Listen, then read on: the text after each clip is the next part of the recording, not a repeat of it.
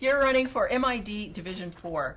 And why are you going for that? Because you already serve on the MAC, you serve on Salida Sanitary, and Salida Sanitary, is that connected with the Modesto Irrigation District at all? Not at all, except Okay. we do get our electricity there, but no, not at all. Okay. It's a separate district, separate from the Modesto Sanitary District. Okay, so I don't know anything about that. Does that have to do with bringing water to Salida or taking water out of Salida? Neither. The sanitary district? Yeah, Neither. No, Okay. we just process it's a sewer treatment plant for Salida. Okay, all right. And does that take a lot of your time? No, actually it doesn't. It's a lot less than it probably should. The meetings are typically less than 20 minutes. Oh, those are nice. Yeah. Those are good well, meetings. Well, I don't know. I'd like to see a little more thorough meeting myself, And I tend to ask a lot of questions and get the answers, how I am. You're also serving on the Salida MAC. Yeah. And those meetings they're actually kind of heating up a little bit. They have been, yeah. and they have been kind of contentious for quite a while since the developers had their eye on us, and now the mayor in Modesto wanted to annex Salida. So we've been basically defending ourselves. We've been on defense for 10 years. So I think it's time that we set goals and went to offense and started deciding what we want for a city and not letting other people try to cut us apart. Because if we don't have a seat at the table, we're on the menu. Right, and the annexation is nothing new. It's been ongoing for quite a few years, so it's not just something that popped up over the last year and a half since the mayor of Modesto got elected. Yeah, but it just became a hot button topic with the media and the print in town. Now, speaking of media, you also videotape those Salida MAC meetings and you put them on the internet. Tell us a little bit about. I said if we had time we'd talk about this, but I want to talk about it first. The alternate Well, media. hey, I'd love to talk about alternative media. For about 13 years now, I've been heavily involved in the alternative media, but I got a background in broadcasting, so I have the technical skills. So it's easy for me to go from what I did commercially in broadcasting to what I can do in public service and help my community with nonprofit efforts. So I've been bringing my camera to the town meeting now for more than a decade. Videotape the town meeting, and then I cajoled the local government into putting it on cable TV, and then lately the technologies allow me to put it on the internet where we can share it on the internet, which seems to actually reach more than people that have cable TV now, I think. Now the local government channel, is that Channel 7? That is Channel 7 in Modesto and Channel 19 on the county system charter. Oh, okay. As long as they keep us on, but those Okay. corporations could cut us off at any time, I suppose. Now, how does it loop around? In other words, you take the video to the station and then they play it as much as they want? That's the thing. We we used to have our town meeting in the sheriff trailer on Broadway, and then they built the new Stanislaus County Library, the old Bruners building, and we'd asked for a live hookup so we could do our town meeting live, but that never happened. So we have an audio video system. Used to be videotapes. Now I record a DVD, and I get it ready and take it in and drop it off downtown at the government cable studio, and then they broadcast it from there, and it goes out over the systems. So yeah, it used to be that used to be an 8-hour process with videotape. So now I've got it down to maybe a 1-hour process, but I still I got to be the first one to get to the town meeting and set up the cameras Right. and the microphones, and then I'm like the last person to leave after the recording's done and put all the stuff away. So. Yeah, I think one of those Salida MAC meetings that I was at, I left at 11:20, and you were still there. So yeah, it's a long process. Yeah, it is. But it's been pretty fulfilling. There have been a lot of little things that we've done in Salida. That over time, we get a sidewalk here, we get a crosswalk there, we get a stop sign to save some kid from being run over. There's little things that we can do, but we don't get those things if we don't ask. So I like to make sure somebody asks and asks and asks and asks until we finally get somebody to do something for us. Right now, one of my main gripes in town is that we don't have a sign to tell people when the town meeting is. And that would be nice. I've been driving that home, and I travel around. I see places at other states, other countries, and a lot of these small towns, they'll have a sign right in the middle of town that says your town meeting is 7 o'clock on the fourth Tuesday of the month. Come on down to town hall and have a voice. I cannot get the county supervisors to get on board with that. They say that it would be a dangerous precedence to spend $50 to put a sign up for that. Right? You know what it is they don't want us to organize. That's what it's really about. Well, without going to the reasons why, I have to say I'm with you as far as these towns that I drive through when I travel. I've actually seen town meeting notifications in the front of churches. They put it on their signs out front. I'll be talking with one of the supervisors tomorrow. I'll talk to him about that. Good luck. Thank you. I may need it, but I'll talk to him because it is so important that the towns do have a voice, because so many times I've heard, well, if they had wanted it changed or if they wanted an input, they shoulda, coulda, woulda. Well, maybe they could have if they had been notified. So it's very important that there are signs out there to let people know. Well, it kind of comes back to the alternative media and independent local media. We have to be educated voters to participate in a democracy, and it's so hard to accomplish that if we're not getting the good information. Mm-hmm. The only information source we've had for years and years has been the Modesto Bee, and if the Bee chose not to ignore it or omit this part or put that part in. You said the Modesto Bee. Yeah, I usually just say that advertising company that prints in Modesto, but you have to balance your information with other sources. So the show here, this TV station, my alternative radio station on 104.9, the blogs and zines, the other internet broadcasts from our area. There's a couple of local magazines, Zorch and Modesto View, that give us alternative views of what's going on. What we really want to do is pass the microphone and camera around and let people speak with their own voices, not have somebody tell us what they said and how, I don't go too far into the media, but No, go for it. I'm what right you're there doing with here on you. this TV station, this is real community media. We're not here because Pepsi-Cola and Chevrolet are trying to get us to do something to get their eyeballs on the screen so they can sell those cars and the soda pop and stuff. So we're here we're both here as volunteers tonight, right? Exactly. Yeah, that's what it's all about. Yeah, and that's one of the reasons why I do it, is so that you and the person before you, the person after you, can tell the audience what they're thinking from their own voice. Yeah. Rather than filtering it through, this sieve or that colander. And that comes back down to town meetings too. If somebody's actually brave enough to come to the town meeting and tell us about a problem in their neighborhood, we need to help them and answer their questions. So many times at town meetings and at the county supervisors meeting, especially at Modesto City meetings, some brave person will stand up and they'll have a problem in their community and they'll ask a question or they'll point out a wrongdoing going on, and their question is answered with "thank you very much." That is not an answer or at all helpful.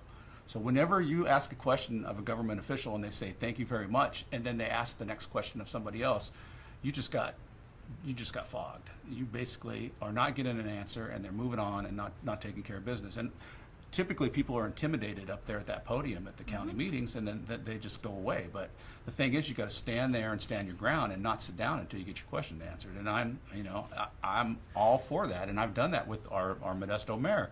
If he didn't want to answer my question, I would continue to stand up and follow him around until he answered the question. And it made for a very uncomfortable town hall meeting with him, but we made it really clear that Salida wasn't interested in getting annexed. We're not on board with his developer plans, and that we want to be our own community. Where would you put that sign back to notifying the public about the public meetings? Well, for Salida, it's important that we have a sign on each side of the freeway, because we're really a divided community between Old Salida and New Salida, and how you get back to Salida. We have a tremendous amount of commuters to the Bay Area. People work hard in our town. They don't come home until 7 o'clock, and I've heard it said about the commuters that they are so tired when they come home they don't have time to read a flyer that you leave on their door. So we got to make it easy for them to participate and try to achieve a democracy, by broadcasting our town meetings, so they could just sit in their living room with their family maybe and turn it on and get a little bit of what's going on locally. That's what we need to do as local officials to encourage a democracy. Well, I'm asking you specific questions, and I'm not going to let you go till I get a specific answer. No way to go. What kind of sign do you want? Do you want like one of these, one of these type of signs? It needs to be about that size, Okay. and it should just say, Salida Municipal Advisory Council meets on the fourth Thursday of the month at 7 p.m. at Sisk Road in the library. I mean, that's all You I want would a need to say. sandwich board or a sign that can be put If it was out? on both, or- it should be a permanent sign in Permanent the sign. community. Okay, You know, so we we got have it. signs from the Rotary Club that tell us to drive safe, Yep. to protect our children. That somehow they managed to get those up without a big hassle from. Maybe you should go to the Rotary. I've asked. But it's like at 6:45 in the morning or something. It is, and they have the things that they do for community service, and that's fine. But our local officials, our county supervisors, the people, department heads of the county roads and stuff, they need to step up and say, we want to make this a better democracy, or we don't want to hear from the public. Get on one side of those issues, but you can't just ignore requests from the public like that. We made an official request, and we got officially turned down to have a sign telling people when their town meeting was. Do me a favor, write that in an email. I'll print it out tonight, and I'll take it to the supervisor tomorrow. One of the supervisors. And I'm it only doesn't, meeting with one tomorrow. not just Salida, all the little unincorporated towns Right, need that. like Keys has a MAC too. So Keys, French Camp, the west side of Modesto. We're all these little communities that really don't have full representation, and now with the cutbacks in county staff, we don't see our county supervisor at the meeting all the time, or one of his assistants, and a lot of the other county departments just don't come to the meeting in service as well as they used to, particularly the sheriff department. speaking of communities, I want to get to Mountain House. I think we have a few minutes. That's This is, okay, I don't know if you're going to be able to see this or not because it's a little light, but it's a map of Mountain House. Honestly, I don't even know why we're in Mountain House. It looks like it's up near Tracy. Yeah, let me break that down. That's a Modesto Irrigation District issue, and at some point, some developer must have said, "Hey, it would be really great if you could supply electricity for Mountain House on the other side of Tracy. We're going to build this basically private community out there, and we want to get electricity cheap and put underground, and we don't want to pay for it with our developer money. We want to have somebody else pay for it." And somehow the board of directors at MID said, we'd like to make our ratepayers subsidize that project. And we decided to provide electricity to this new community on the other side of Tracy, in another county, on the other side of the river. And it was it was a bad deal for people here in Modesto. And we lost a lot of money on it, and it's obviously manipulated by the developers that put that project together. Now, it would be one thing if we secured the right to have wind power out there in a really good wind power area, right? Because it's really windy there, but Right. They didn't think about that. They didn't think about any benefit for us here in Modesto. They thought about making deals, behind closed doors. And the problem with the Modesto Irrigation District is they've had this, basically evil director, Alan Short, for all these years. And the board members have been just cheerleaders for that, and they've just kind of gone along with it. Maybe they didn't understand the issues. Traditionally, we've had mostly farmers on the board of directors, and some of these issues are really complicated. And you may be really good at agriculture, but you might not understand developer manipulation and corporate control. So you might be a great farmer, but do you understand where our power's coming from? Do you understand that we're getting coal power from dirty power plants back east? These are more complicated issues, and there's a lot of policy, and there's a lot of manipulation of the system. And we've had a ton of problems with that in Modesto, to the point now that the Modesto Irrigation District is $1 billion in the hole. $1 billion. That is just incredible. So the ship is sinking. We got to turn it around, and that's why I'm stepping up the plate. At what point does someone realize that they're $1 billion in the hole? I was talking with somebody earlier today about Modesto being in the hole. At what point is it, at $10, or is it $1 million or $7 million? At what point do they go, oh gee? Well, Modesto, it's been a slow process, and I understand that they have taken out second mortgages on all the public property in Modesto. That's pretty sad. That's beyond sad, and we got to turn that around. And the way we do that is we got to keep a watchful eye on these public meetings, and the meetings need to be done in public, not in closed door sessions or at somebody's house when the public's not watching. So that's my thing. I like to grab that camera and show up at these meetings and make sure that everybody knows that we're filming it and the public is watching, because that's why they put a camera at the bank or a camera at the convenience store. It cuts down on crime, and it's the same thing with our public media. If we show up and we report the truth, the criminals just won't show up at that meeting, and pretty soon the public starts to be heard. I'll hold this up for you. You are running, oops, sorry. I got a little speech here if you got time. Okay, you go got ahead. 2.5 minutes? Yeah, All you right. do. I kind of covered most of this, but I just wanted to touch on it. Hi, everybody. My name is Brad Johnson. I've lived here for about 49 years.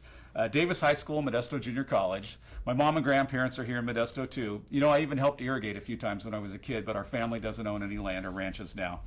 I bought a house back in Salida in '96. It's 1/3 of an acre. I've got 6 fruit trees, and I enjoy taking care of that on my time off.